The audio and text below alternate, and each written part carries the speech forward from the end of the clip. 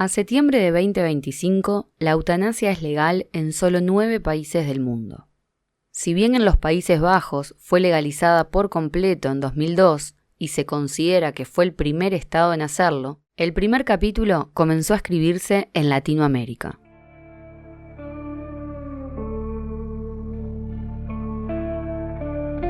Fue en Colombia, a partir de un proceso judicial y una historia con giros de guión digna de ser contada. Esto es Caronte, un podcast sobre la eutanasia en Uruguay. Lucas Correa, abogado y director del Laboratorio de Derechos Económicos, Sociales y Culturales, es un activista colombiano que ha estudiado el proceso de legalización de la eutanasia en ese país. Nos cuenta que si queremos estudiar el proceso de la eutanasia en Colombia, debemos mirarla en 4 momentos.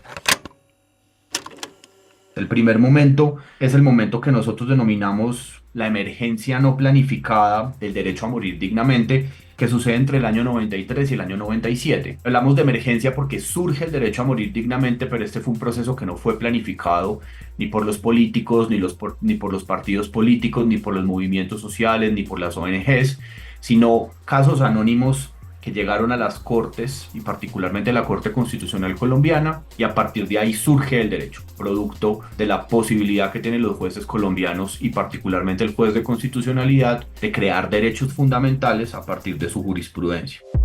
Sentencia C-239 de 1997. Esta es la decisión judicial que despenalizó la eutanasia en Colombia. Estableció un marco jurídico para garantizar el derecho a morir dignamente en base a reinterpretar el artículo del Código Penal que tipifica el homicidio piadoso.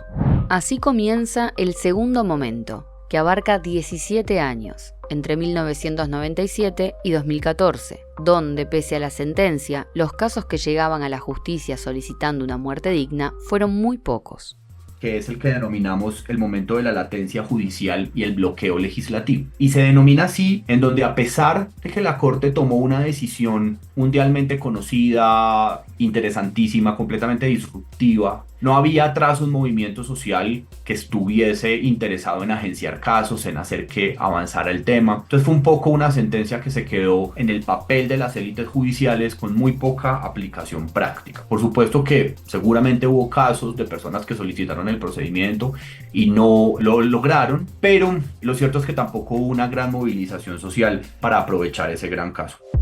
En paralelo, desde esos primeros años, aparecieron iniciativas legislativas que buscaban reglamentar el proceso de eutanasia, pero, según Lucas, hubo un bloqueo parlamentario. Y el bloqueo legislativo corresponde a que, luego de esa primera decisión judicial, nuestro Congreso, el Congreso de la República de Colombia, pues intentó pasar numerosos proyectos de ley. Se han intentado discutir cerca de 9 proyectos de ley diferentes presentados en 17 oportunidades distintas desde el año 98 hasta el año 2025 sin ningún tipo de efecto.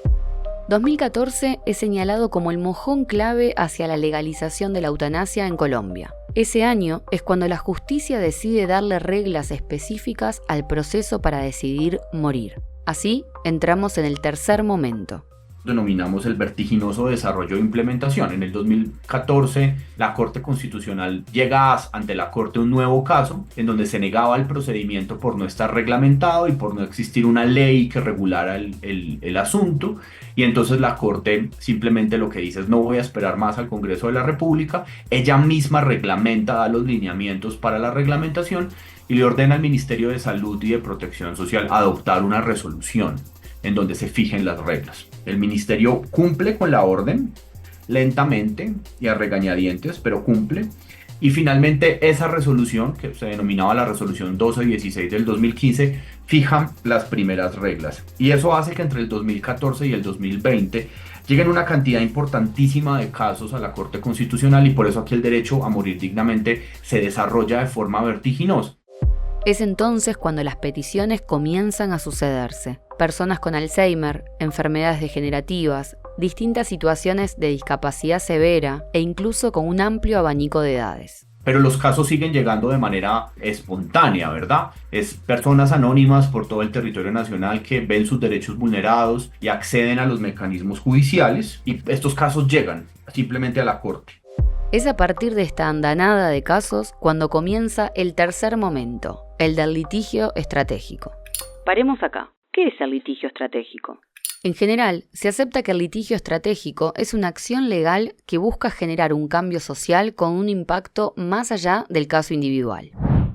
Amnistía Internacional, por ejemplo, señala que en el caso de los derechos humanos, el litigio es estratégico cuando está diseñado conscientemente para promover la aclaración, el respeto, la protección y la realización de los derechos. La idea es cambiar las leyes, políticas y prácticas y obtener reparaciones tras violaciones de derechos humanos. Se trata, en definitiva, de tomar uno o varios casos para sentar precedentes hacia el futuro. En base a litigar y presentar casos que se vuelven mediáticos y generen impacto en la opinión pública, se busca generar un cambio social, político o legal. Esto es lo que comenzaron a hacer en Colombia. Algunas organizaciones nos movilizamos para llevar casos de alto impacto, difundirlos en los medios de comunicación, comenzar a transformar las narrativas de la sociedad colombiana en relación con la muerte digna y con la eutanasia, y en donde ahora la sociedad civil tiene un enfoque estratégico en relación con los jueces. En este punto, identificamos las barreras que enfrentan los colombianos y las colombianas para acceder a sus derechos en el fin de la vida y buscamos casos para superarlas. Probablemente, la primera y más grande barrera a nivel jurídico fue la condición establecida en 1997, según la que solo se podía practicar la eutanasia en casos de enfermedades terminales. La barrera de la enfermedad terminal es una barrera de la cual otros países latinoamericanos deberían aprender de la trayectoria colombiana. Al inicio de la despenalización del derecho a morir dignamente en el 97, la Corte estableció que uno de los requisitos para acceder a la eutanasia era tener una enfermedad en estado terminal. Y en Colombia, una enfermedad en estado terminal se define como una enfermedad que va a causar la muerte de manera cierta en un plazo máximo de 6 meses. Es decir, que la persona tiene una esperanza de vida no superior a 6 meses. Esto parece una buena idea, ¿no? Al inicio. Porque dice, bueno, claro, el derecho a morir dignamente es para personas que están muy enfermas, gravemente enfermas, que están a puertas de la muerte, que no escogen entre una vida larga y plena, sino entre una vida corta llena de dolor y sufrimiento. Y con ese requisito vivimos entre el año 97 y el año 2021. Pero lo cierto es que detrás del requisito de la enfermedad terminal se esconde una trampa.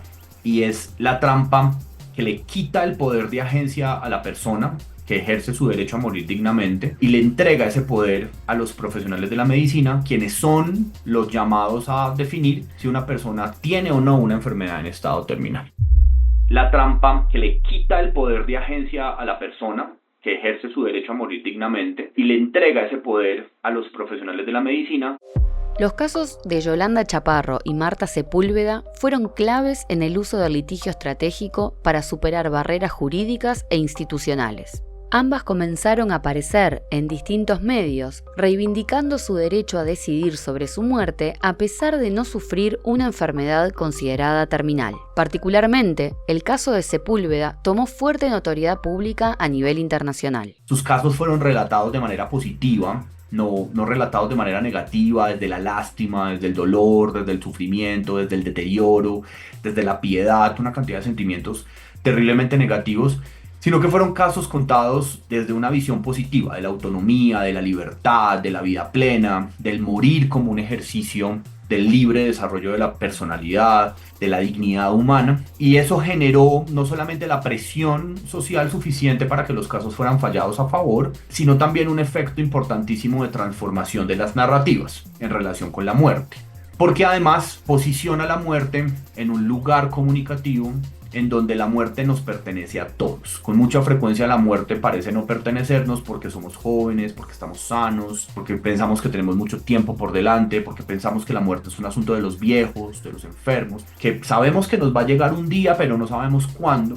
Y ver estos testimonios en múltiples medios de comunicación pues hace que uno se pregunte qué quiere para sí mismo, que lleve esta conversación a la mesa del comedor con los padres, con las madres, con los abuelos, y que finalmente nos haga reconocer como personas pues finitas y vulnerables, y nos pone de presente un tema frente al cual tenemos que pensar, y eso genera unas conversaciones que van mucho más allá de lo que los jueces pueden hacer en clave de la transformación. Y si es desde el plano espiritual, pues yo estoy totalmente tranquila. Soy una persona católica, me considero muy creyente de Dios. Pero repito, Dios no me quiere ver sufrir a mí, yo creo que a nadie, ningún padre quiere ver sufrir a sus hijos. Obvio que si no estuviera pues en este diagnóstico, pues, si me fuera a morir el día no estuviera tranquila, pero ya uno con una esclerosis lateral en el estado que la tengo, ya, pues lo mejor que me puede pasar es descansar.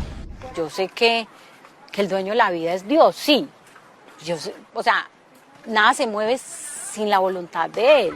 Pues yo creo que Él está permitiendo esto. Él me está premiando a mí, porque no voy a estar postrada en una cama. Y la gente que dice, pero ¿por qué no lucha más? ¿Tú qué les contestas? Cobarde seré, pero no quiero sufrir más. Estoy cansada. Lucho por descansar más bien. El 8 de enero de 2022, Marta Sepúlveda finalmente accedió a la eutanasia. Tenía 51 años. Su muerte había sido aplazada en septiembre de 2021 por no cumplir, según el Instituto Colombiano del Dolor, con el criterio de terminalidad como se había considerado. Entonces, un juez de Medellín dictaminó que se le practicara la eutanasia siempre y cuando ella mantuviera su decisión.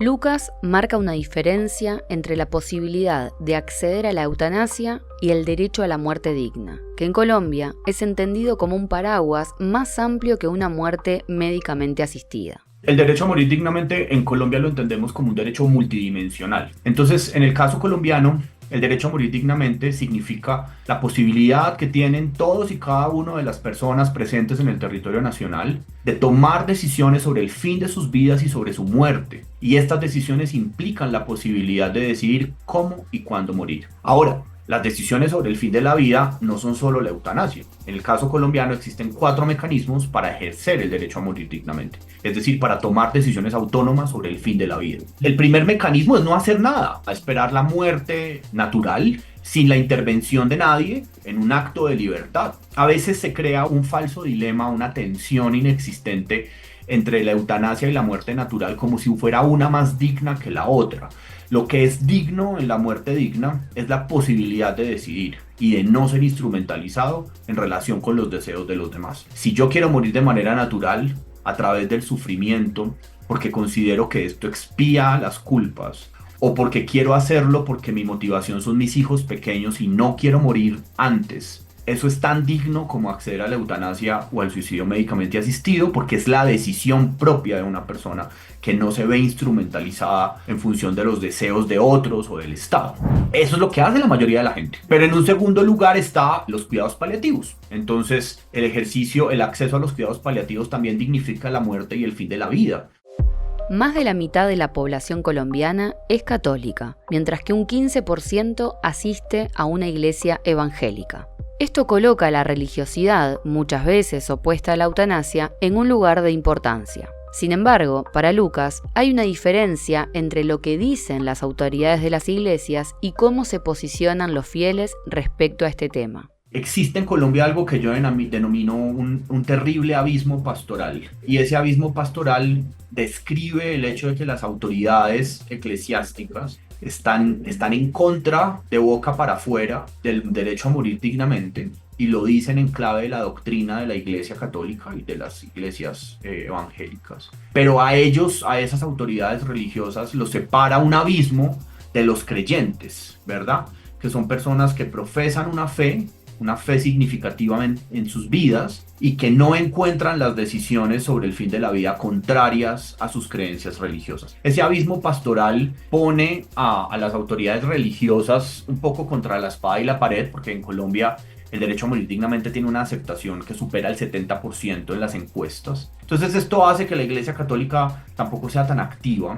Y finalmente, la doctrina oficial de la Iglesia Católica no está en contra de todo el derecho a morir dignamente. Es decir, la caridad y la piedad cristiana son completamente compatibles en principio, en los textos de la Iglesia, son compatibles con la adecuación del esfuerzo terapéutico. Nadie está obligado a sufrir o a ser un mártir para entrar al cielo. ¿Cómo se accede hoy a la eutanasia en Colombia? Primero, hay algunos requisitos fundamentales: tener una enfermedad grave o incurable, experimentar un sufrimiento definido como incompatible con la dignidad y, claro, comunicar la voluntad de morir. A partir de que se manifiesta el deseo de morir, se le realiza una petición formal al médico. El prestador de salud conforma un comité que probablemente le pida al paciente que reafirme su voluntad de morir. Una vez aprobada la solicitud, un profesional realiza el procedimiento de forma gratuita. Con esto dado, ¿consideran en Colombia que todavía hay caminos a recorrer en materia de muerte digna? Para Lucas, hay temas del futuro. El primer tema del futuro es la reglamentación efectiva de la asistencia médica al suicidio. En Colombia, la asistencia médica al suicidio fue despenalizada en el año 2022, pero hasta ahora no ha sido reglamentada porque la Corte no lo ha ordenado y porque el Ministerio de Salud no ha querido hacerlo. Entonces, digamos que avanzamos en forzar al Ministerio de Salud y a los jueces a reglamentar el suicidio médicamente asistido. Un segundo punto donde miramos hacia el futuro tiene que ver con las enfermedades mentales. Dado que en Colombia basta con tener una enfermedad grave e incurable, actualmente y en el futuro cada vez más personas que tienen enfermedades mentales que consideran que son enfermedades graves quieren y querrán acceder al derecho a morir dignamente y encuentran barreras específicas para ellos en clave del tipo de enfermedad que tienen y de los estigmas relacionados con la salud mental. Y ese es un punto en el que avanzamos, que hay que clarificar y que hay que permitir para no crear la obligación de vivir para las personas que tienen una enfermedad mental. Un tercer punto, si tuviera yo que priorizar como esa agenda, tendría que ver con el Alzheimer y otro tipo de demencias, en donde también hay otras barreras específicas, en donde no se habla del tema, se deja que se avance en la enfermedad sin firmar documentos de voluntad anticipada y luego las familias no pueden ayudarle a morir a sus familiares cuya como conciencia del aquí y del ahora está afectada. La experiencia de Colombia abrió un camino que da cuenta de lo compleja y ardua que puede ser la conquista de un derecho.